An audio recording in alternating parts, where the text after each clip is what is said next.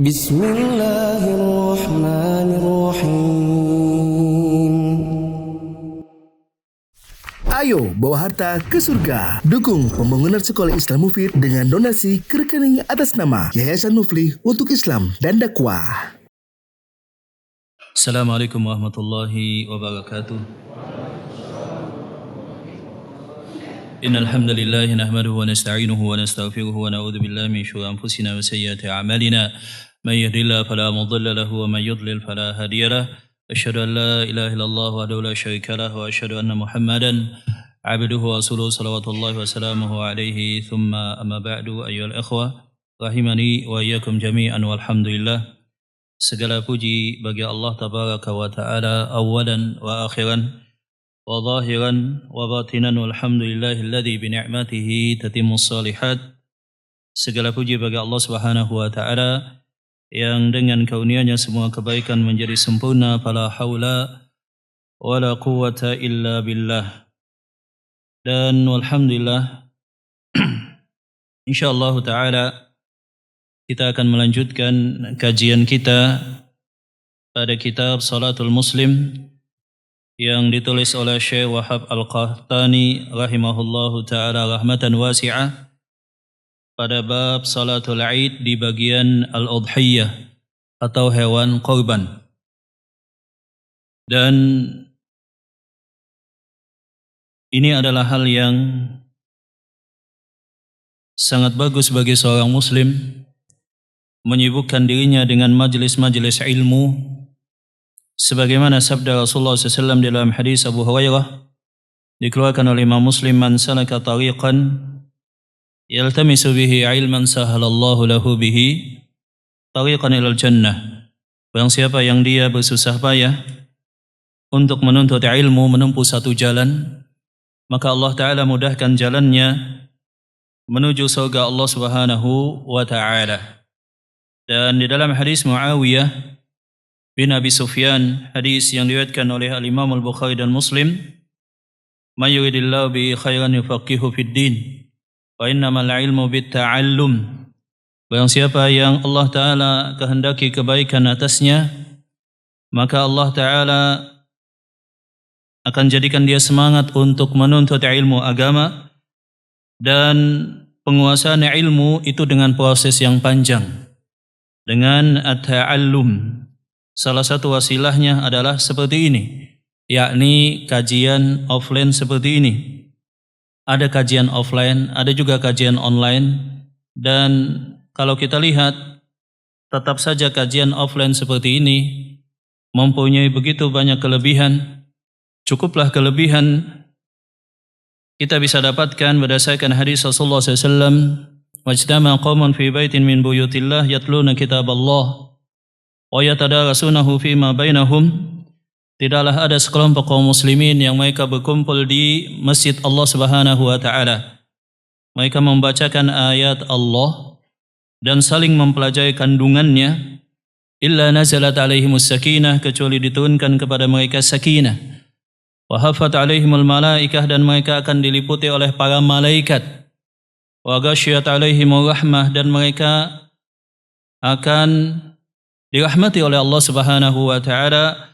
Wa dzakarahumullahu fi man 'indah, dan mereka akan dibanggakan dan disebutkan oleh Allah Subhanahu wa taala di hadapan penduduk langit. Maka alhamdulillah kita diberikan taufik, dan semoga kita senantiasa istiqamah di dalam ketaatan kepada Allah Subhanahu wa taala. Nah, jamaah sekalian, pada bab pembahasan Al-Udhiyah, dan Al-Udhiyah sebagaimana telah kita pelajari itu adalah nama bagi hewan yang disembelih pada hari raya Idul Adha dan hari tasyrik, taqarruban ila Allah subhanahu, karena ingin mendekatkan diri kepada Allah Subhanahu wa taala. Sebagian para ulama yang lain disebutkan dengan istilah atau al-musamma wal mustalah al-udhiyah itu karena disembelih pada waktu duha. Disembelih pada waktu duha, karena itulah dinamakan dengan al-udhiyah. Maka beliau menyatakan, Syekh Muhammad Al-Qahtani, fala tasihu al-udhiyatu bimaghsubin aw masrukin. seorang muslim dimotivasi untuk menyembelih hewan korban. Dan tidak sah hewan korban jikalau itu hasil daripada rampasan atau dia mencuri kepemilikan hewan orang lain. Maka seorang muslim dia wajib mempersiapkan dan juga menyisihkan hartanya dalam bidang-bidang ketaatan yang itu membutuhkan harta. Kalau kita lihat kan banyak ketaatan yang sifatnya maliyah, yang sifatnya harta. Contohnya misalkan infak atau sedekah. Contohnya juga adalah nafkah kepada keluarga kita. Contoh yang lain adalah umrah.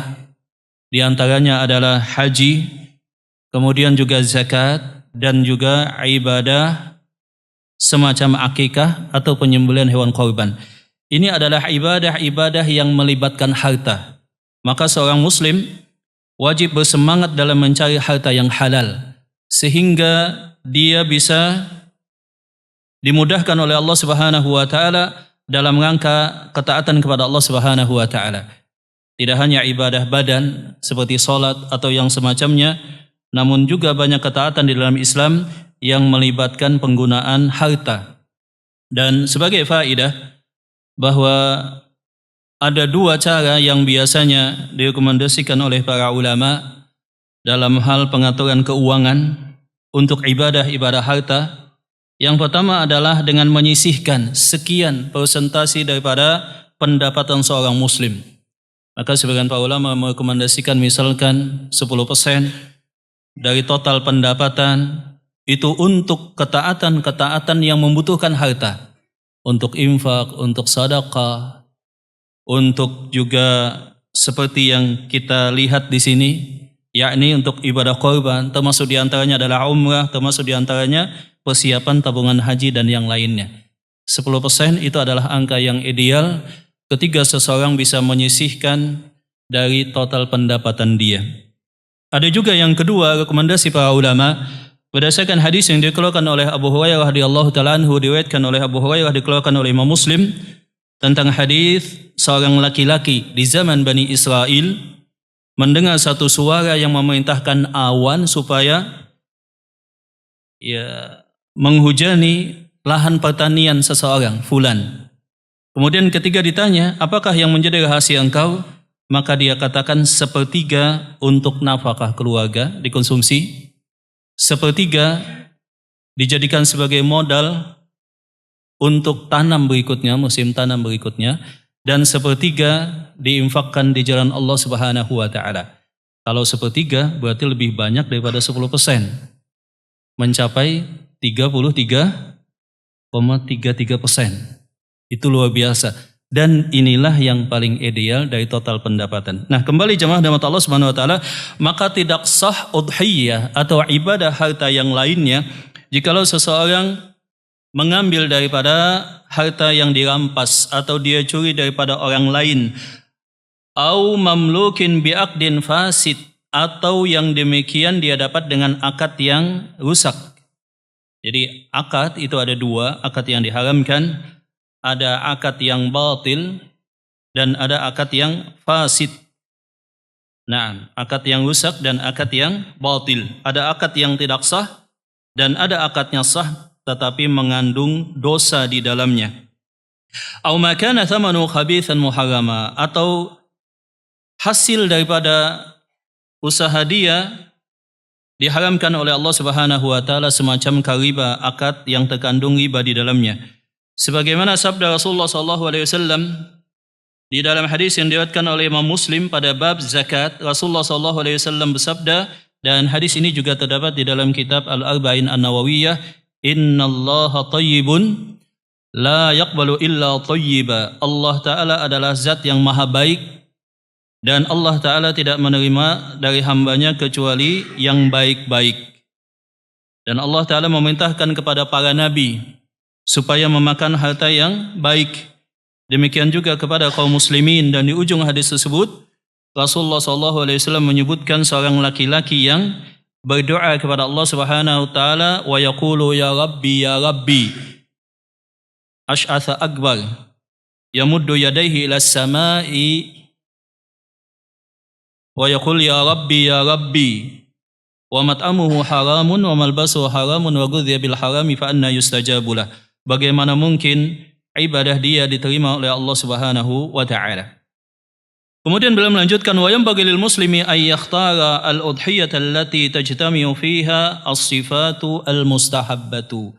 Maka wajib atas seorang muslim ketika dia sudah berniat untuk melakukan ibadah korban, dia memastikan bahwa ibadah korban dia yang telah dia persiapkan itu adalah ibadah korban yang sah, yang terkumpul sifat-sifat yang disyariatkan dan disunahkan di dalam Islam. Lianna dzalika min ta'dhimi sya'airallah ta'ala subhanahu liqaulihi ta'ala dzalika wa may yu'azzim sya'airallah fa innaha min taqwal qulub. Demikianlah barang siapa yang mengagungkan syiar-syiar Allah, maka sesungguhnya itu menunjukkan takwa yang ada di dalam hatinya. Sebagaimana sabda Rasulullah SAW, Inna Allah la yanzuru ila suwarikum wala ajsamikum walakinna Allah yanzuru ila qulubikum wa amalikum. Allah Ta'ala tidak melihat kepada wujud rupa kalian, tidak juga kepada badan kalian, akan tetapi yang Allah Ta'ala lihat adalah hati dan amal perbuatan kalian. Dan Rasulullah SAW menyatakan, At-taqwa hahuna wa yushiru ila sadri thalatha. Rasulullah SAW menyatakan takwa itu dalam hati. Beliau kemudian mengisyaratkan sebanyak 3 kali. Nah, ketika seseorang berkorban, itu termasuk mengagungkan syiar Allah. Dan syiar Allah itu sangat banyak. Di antara syiar Allah adalah ibadah korban, kemudian 2 idain, kemudian salat Jumat, haji, termasuk juga syiar Allah Subhanahu wa taala. Dan sebagian manusia salah paham, seakan-akan syiar Allah itu adalah hal-hal yang sifatnya muhdats atau bid'ah. Semacam maulid dikatakan dilakukan karena ini adalah syiar. Padahal yang dimaksud dengan syiar Allah Subhanahu wa taala itu adalah hal-hal yang telah disyariatkan, semacam haji, aidain, kemudian al-jumu'ah, dan termasuk juga adalah menyembelih hewan korban. Wa may yu'azzim sya'airallahi fa innaha min taqwal qulub. Dan barang siapa yang mengagungkan syiar-syiar Allah Subhanahu wa taala, itu menunjukkan takwa yang ada di dalam hatinya. Dan telah berlalu mungkin penjelasan bahwa ibadah korban ini tidak ada keutamaan khusus. Tidak ada keutamaan khusus kecuali itu merupakan bentuk takwa daripada Allah Subhanahu wa taala. La yanalallaha luhumuha wala dima'uha walakin yanalu taqwa. Yang sampai kepada Allah bukan darahnya, bukan juga dagingnya, tetapi yang sampai kepada Allah itu adalah takwa yang ada di dalam hatinya. Jadi tidak ada hadis yang sahih yang menjelaskan keutamaan spesifik daripada ibadah al-udhiyah. Wa ta'dhimul budni min ta'dhimi sya'airillah. Dan memperbesar hewan korban, maksudnya memilih hewan korban yang sehat, yang gemuk, yang banyak dagingnya, itu termasuk mengagungkan syiar Allah Subhanahu wa taala.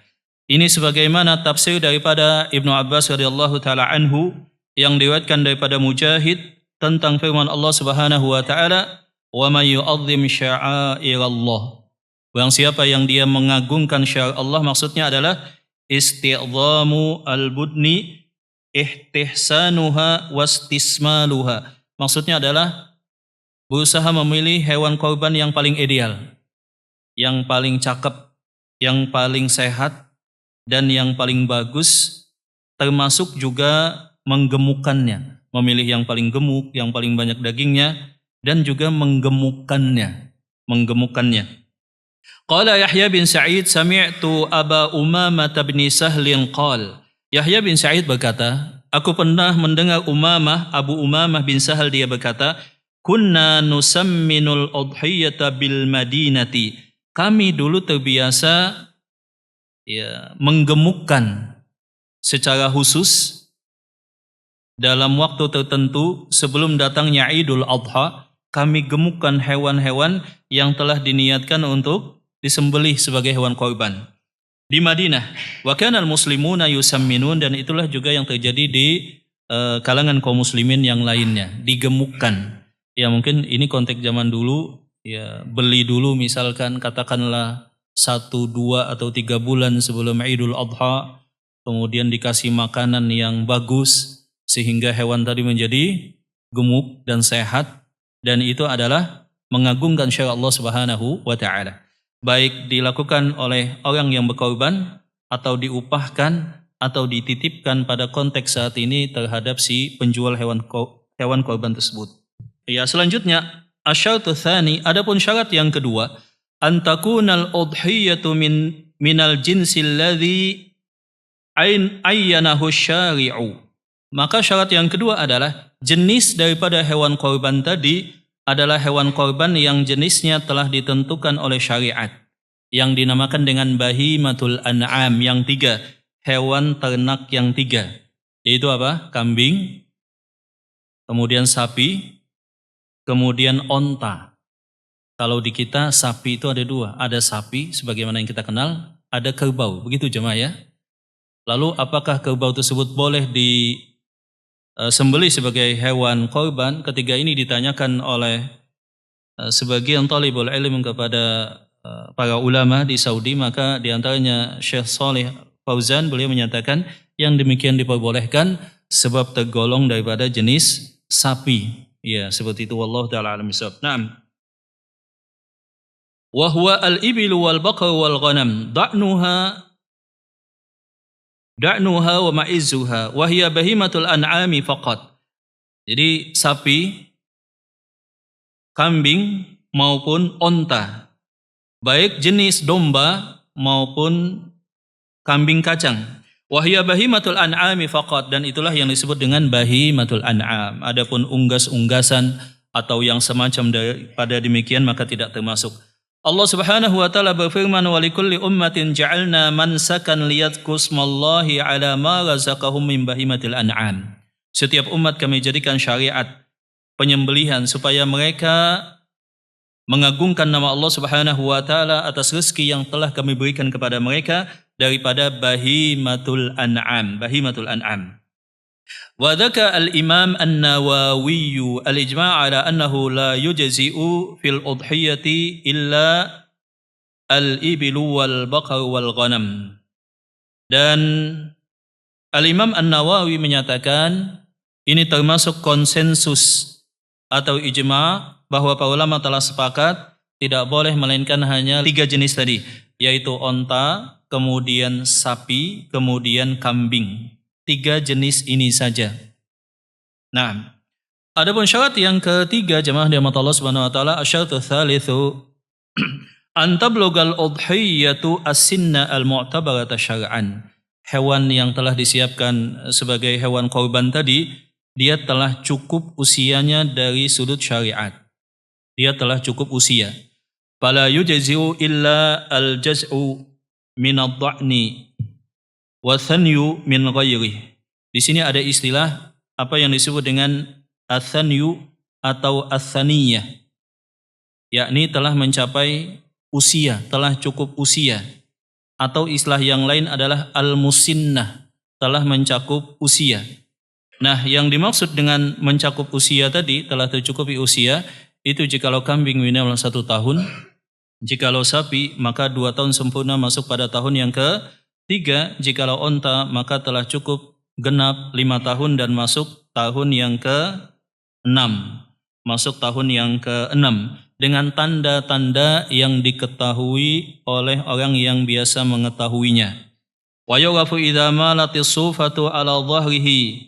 Misalkan kalau domba itu kulit dombanya, bulunya ya telah miring daripada punggungnya, itu berarti sudah ajaza atau di atas 6 bulan. Kemudian jikalau kambing kacang, kata beliau, jikalau telah genap 1 tahun dan masuk tahun kedua, dan sapi telah genap 2 tahun masuk tahun yang ke-3, onta jikalau genap 5 tahun masuk tahun yang ke-5 masuk tahun ke-6. Selanjutnya qala al-Asma'i, al-Imam al-Asma'i beliau berkata, idza madati as-sanatul khamisatu 'ala al-ba'iri wa dakhala fi sadisati wa alqa thaniyatahu fa huwa hina idzin thaniyun. Jadi jikalau onta telah masuk pada tahun, telah genap tahun, usianya 5 tahun, masuk pada tahun yang ke-6 dan dia telah melepas gigi serinya, maka yang demikian dia telah disebut dengan onta yang thani, yang telah cukup usia, atau istilah yang lain adalah musinnah, thaniyah atau musinnah. Wa nara annahu innama summiya thunyan li'annahu alqa thunniyata, dan dinamakan dengan hewan yang thani ketika dia telah melepaskan gigi serinya. Wa mal baqaratu fahiyallati laha sanatan, adapun sapi 2 tahun. Ya, biasanya ada tanda-tanda khusus ikhwan yang dikenal oleh para peternak dan orang yang biasa mengenal hewan-hewan tersebut.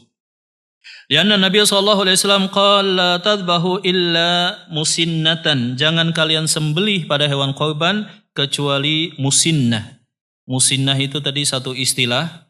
Jikalau sapi 2 tahun masuk tahun ketiga, jikalau onta genap 5 tahun masuk tahun ke-5, jikalau kambing maka genap 1 masuk tahun yang ke-2, kecuali jikalau domba ada dispensasi, yakni telah genap 6 bulan dan masuk bulan yang ke-7.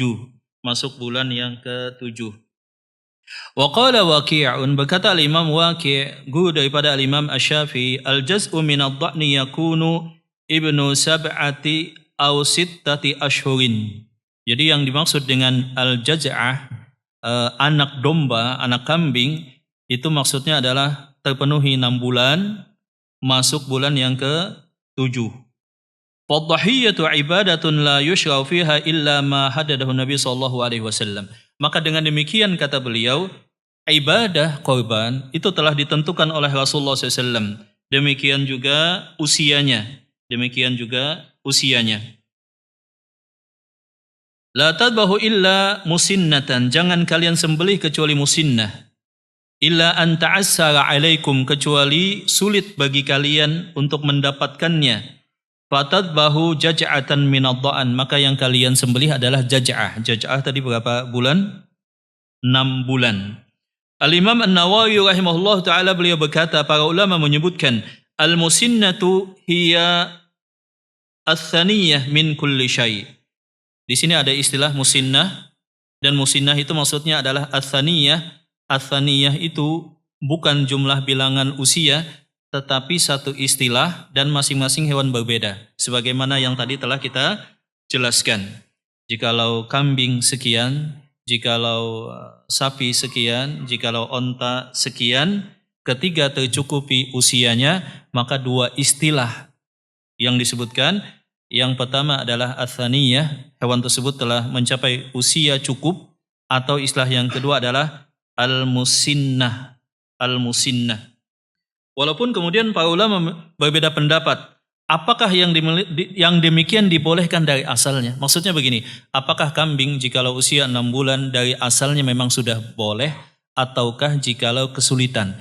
Yang lebih hati-hati adalah jikalau bisa maka 1 tahun ke atas. Tetapi jikalau ta'assara, jikalau sulit mendapatkan kambing yang usia minimal 1 tahun, maka boleh tadi yang minimal 6 bulan, minimal yang 6 bulan.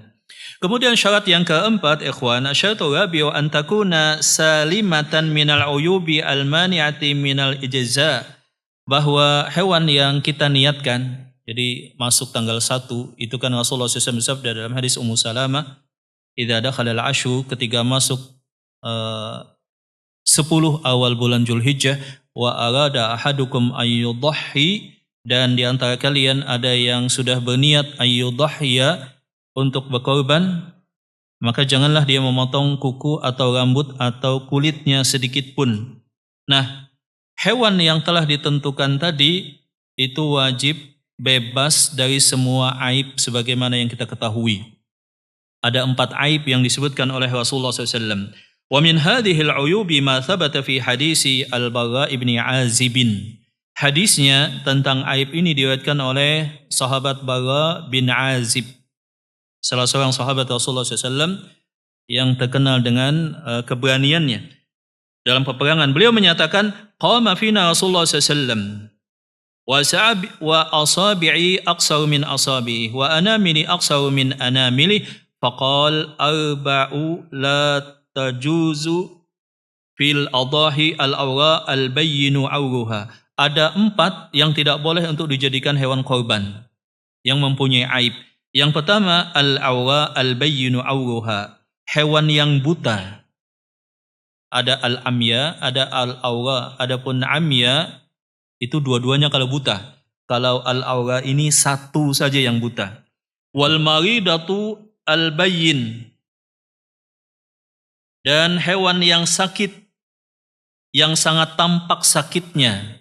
Maksudnya sakitnya lumayan, bukan sakit yang ringan. Wal arja'u al-bayyinu dhal'uha, dan hewan yang pincang, yang sangat tampak pincangnya. Wal kasiratul lati la tunqa, bisa dibaca tunki atau bisa juga tunqa. Jikalau ada titik di sana menjadi tunki, ada titiknya di sana. Hah?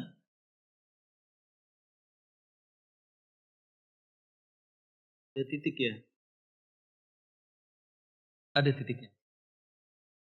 Enggak, di buku terjemahan ada titik enggak?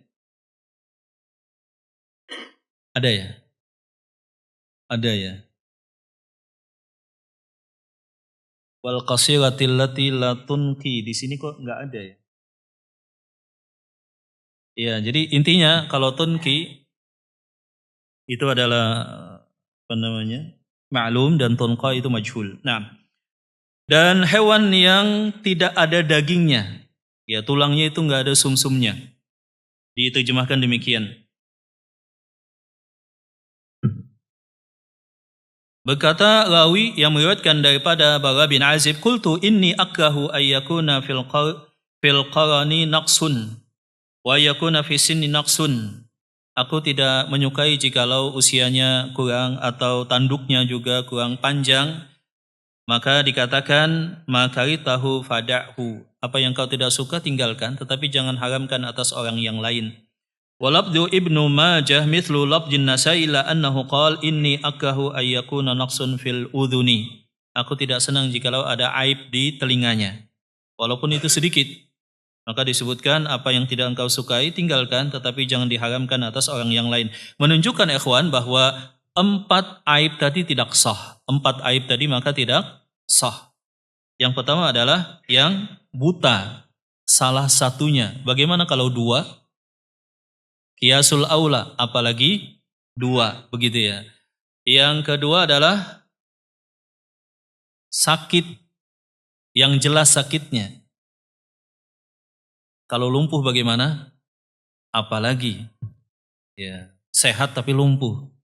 Yang berikutnya adalah yang pincang. Bagaimana kalau kakinya kepotong? Apalagi kalau kepotong. Yang berikutnya adalah hewan yang enggak ada dagingnya. Maksudnya dia kurus kering dan tidak ada dagingnya.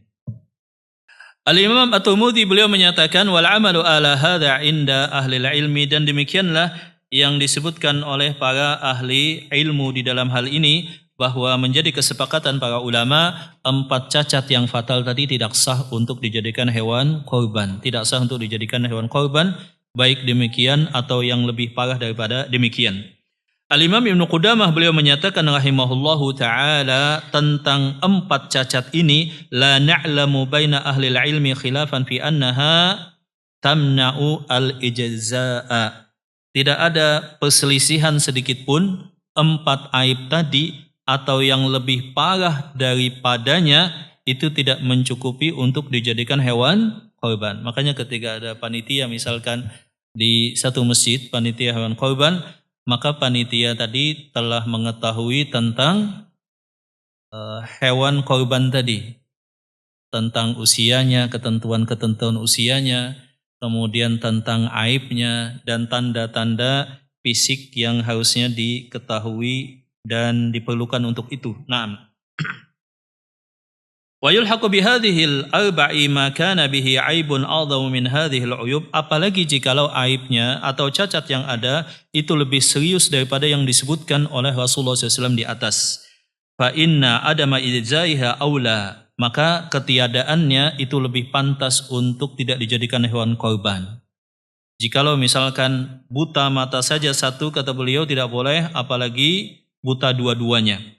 li'annaha aula bi'adamil ijza'i minal awra'il bayyinu awruha wa maqtu'atu ihda al-yadaini awil rijlain. Demikian juga pincang enggak boleh, apalagi jikalau terpotong kaki atau tangannya. Memang kalau sapi ada tangannya ya kawan ya. Beliau sini sebutkan tangannya ya. Betul ya? Ya, itu kan sebetulnya empat-empatnya kaki. Ini ada faedah tentang hadis Rasulullah SAW, ketika kalian sujud maka janganlah seperti onta yang menderum. Nah, seperti itu. Al-Imam Ibnu Qayyim betul-betul membela dalam kitab Zadul Ma'ad sampai menghabiskan halaman yang lumayan bahwa onta di belakangnya itu kaki, di depan adalah tangan. Maka kata Imam Ibnu Qayyim enggak boleh seperti onta, tangan duluan. Kemudian yang demikian dijelaskan oleh Syekh Al-Albani rahimahullahu taala secara panjang lebar di dalam kitab beliau tentang sifat salat Nabi, bahwa ya yang demikian adalah salah paham daripada Al-Imam Ibnu Al-Qayyim, bahwa yang betul adalah tangan duluan. Sebab onta itu ketika turun lutut duluan. Nah, maka supaya tidak seperti onta maka tangan duluan, seperti itu. Itu panjang pembahasannya. Nah, kembali ya kawan. Beliau kemudian juga menyebutkan wa ma asabahu sababul mauti kal munkhaniqah wal mauqudah wal mutaraddiyah wan natihatu wa ma akala sab'u, semacam hewan yang terancam kehidupannya, yang tercekik misalkan, atau sebab-sebab yang lainnya, tertanduk atau sebab yang semacamnya yang mengalami luka atau dia terluka oleh hewan buas yang lain, lianna hadhihi aula bi adamil izza' minal maridah al bayyinu maraduha. Sebab itu lebih parah dan lebih serius. Dan termasuk juga al-ajizatu anil masyi li'ahatin, hewan yang sudah lambat. Jadi kalau dia ada sekumpulan, sekawanan hewan jalan, rombongan, ada satu yang ketinggalan, nggak gesit lagi. Nah itu jangan dijadikan hewan korban, karena usianya misalkan dia sudah tua atau yang semacamnya. Wa tusamma, dan itu dinamakan dengan hewan yang sudah tua. Az-zamna, yang sudah lemah, tidak gesit, dimakan usia. Aula bi adamil izza'i minal arja'il albayinu dhal'uha. Maka hewan yang sudah tua, tidak gesit lagi, kalau dia berjalan bersama sekawanan hewan yang sejenis, dia selalu ketinggalan, itu hukumnya sama atau bahkan lebih parah daripada hewan yang pincang, kata beliau. Demikian juga aib-aib yang lain. Dan semua aib secara umum ya dihindari dan tidak boleh ada pada hewan korban. Jadi makin gemuk, makin sehat, makin banyak dagingnya, makin bagus warnanya, kemudian makin mahal harganya, itulah yang paling ideal. Wa sami'tu Syekhana al-Imam Abdul Aziz bin Abdullah bin Baz yaqul, aku mendengar guruku yakni Syekh bin Baz, beliau berkata, al-umya'u ashaddu minal awra'u, hewan yang buta dua-duanya lebih parah daripada yang buta hanya salah satunya. Fama kana ashaddu min hadhil arba'i fil aibi kana adamu izzahi aula. Kalau aibnya lebih parah, itu lebih pantas untuk ditinggalkan. Nah, selain aib yang utama tadi, ada juga aib-aib yang lain. Ya, termasuk yang terpotong tadi, yang patah kakinya atau tangannya, kaki depannya. Dan kebanyakannya bukan terpotong atau pincang, tapi kebanyakannya patah, cedera. Dia angkat naik truk, kemudian sapinya itu loncat, sering kejadian patah kakinya. Ya, patah kakinya. Demikian. Maka ini harus diperhatikan oleh panitia. Kemudian yang ketujuh, al-uyubu al-makruhatu fil udhiyati al-nahwil ati. Selain cacat-cacat utama tadi yang sangat serius, yaitu yang buta, yang pincang, yang sakit, yang kurus kering dan gak ada dagingnya, atau yang lebih parah daripada cacat yang demikian yang 4 tersebut, yang mana hukumnya para ulama telah ijma tidak sah. Ada aib-aib lain, yang disebutkan oleh para ulama yang demikian itu hendaklah dihindari. Maka hewan tersebut harus hewan yang sehat, yang gemuk, banyak dagingnya, kemudian juga apakah jantan atau betina tidak ada ketentuan. Tetapi ada sebagian para ulama menyatakan dari sudut harga umumnya yang jantan lebih mahal daripada yang betina, maka lebih disukai, walaupun boleh lebih disukai jantan daripada betina, dan sebagian menyatakan sama saja. Wallahu ta'ala a'lam bissawab. Naam. Isya jam berapa ya, kawan? Oh ya, kita sudahi saja dulu sampai di sini, nanti dilanjutkan oleh Ustadz Muflih hafizahullah. Sampai di sini mungkin ikhwan ada pertanyaan di usia dan cacat hewan korban. Nah, iya silakan.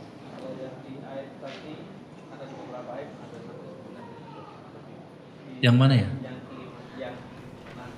Oh ya. Ini yaitu terdapat lubang pada daun telinganya kambing korpo atau yang terdapat lubang pada daun telinganya. Kadang-kadang kalau di pedagang itu ada yang menandai itu dengan mengklip daun telinganya, Pak. Itu gimana, Pak? Lebih baik dihindari, kan ini aib yang ini ya, Pak. Iya. Makruh gitu. Jadi yang robek telinganya, yang lobang di telinganya, kemudian yang patah tanduknya, atau tanduknya sangat kecil dan sangat pendek, atau cacat apapun, itu dimakruhkan. Ya dimakruhkan. Maka tanda-tanda yang ada harusnya tidak sampai mencacat atau menjadikan aib hewan tersebut. Tanda-tanda yang ada, kecuali hewan yang al-hadyu. Nanti dalam pembahasan haji itu ada namanya hewan yang disebut dengan hewan al-hadyu. Nah itu ditandai dengan cara dilukai sedikit, kemudian ada kisahnya ketika Rasulullah SAW melaksanakan haji wada'. Selain itu maka harusnya tanda-tanda yang tidak mencacat hewan tersebut. Tanda-tanda misalkan tulisan atau cat atau spidol atau yang semacamnya. Wallahu ta'ala alam bissawab. Nah, kalau Yahudi kan hewan korban khusus itu sapi yang berwarna merah biasanya begitu ya. Yang tidak pernah digunakan untuk membajak sawah. Silahkan, ada yang lain? Iya, silahkan.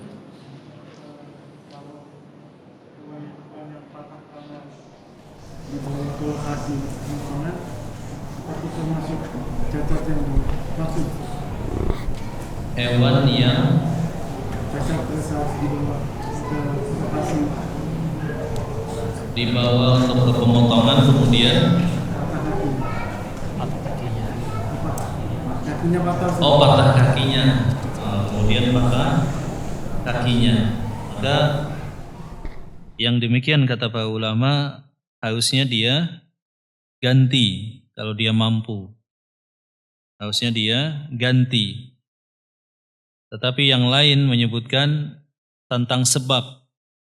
Kalau sebab kelalaian dia maka dia ganti. Kalau sebabnya bukan kelalaian dia maka dia tidak ganti. Ya kan? Sebab ketiga seseorang telah, ada nanti pembahasannya kayaknya di pembahasan selanjutnya, ketika seseorang telah meniatkan ini hewan korban, itu kan tidak boleh lagi dijual, tidak boleh lagi digunakan untuk membajak. Kemudian ketiga terjadi aib yang serius yang tidak sah tadi diganti. Kemudian ketiga hilang juga diganti sebab dia telah disiapkan dan diniatkan untuk hewan korban. Kecuali jikalau dia sudah menjaga hati-hati, terjadi demikian dia juga tidak mampu, maka dia tidak wajib untuk mengganti. Tidak wajib untuk mengganti, wallahu ta'ala alam bissawab. Ada nanti pembahasannya insyaallah Kalau nggak salah di pekan depan. Nah, ada yang lain silakan. Iya.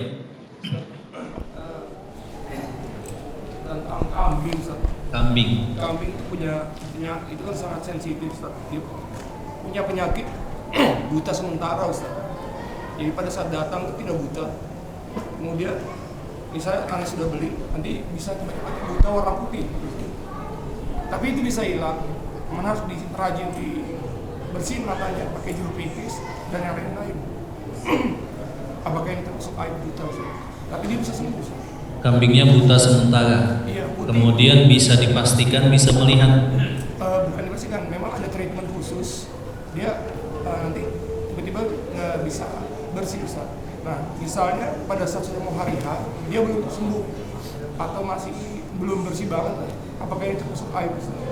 Apa Ustaz sarannya? Iya, nah saya baru tahu ada kambing yang buta sementara kemudian bisa diinikan. Artinya kalau kita posisi memilih di awal mau beli harusnya kan dicek dulu. Dia masih belum buta, Ustaz. Jadi itu bisa Oh, belum buta ketika saat dibeli. pada saat datang semuanya masih buta. Cuma Sehat, lihat semua. itu kadang bisa kena angin di laut atau kena air. Jadi pas lagi besok atau lusa bisa tiba-tiba itu putih matanya, Ustaz. Intinya kan ketika kita membeli, kita yang akan berkorban, kemudian membeli hewan tersebut kan kita pastikan hewan tersebut tidak buta. Ya, hewan tersebut tidak buta. Saya tidak tahu tentang buta sementara tadi karena sebab kena angin, cuaca atau enggak sehat atau semacamnya atau rabun atau kemudian bisa disehatkan. Ya, yang jelas ketika buta kata para ulama maka yang demikian tidak sah kalau buta.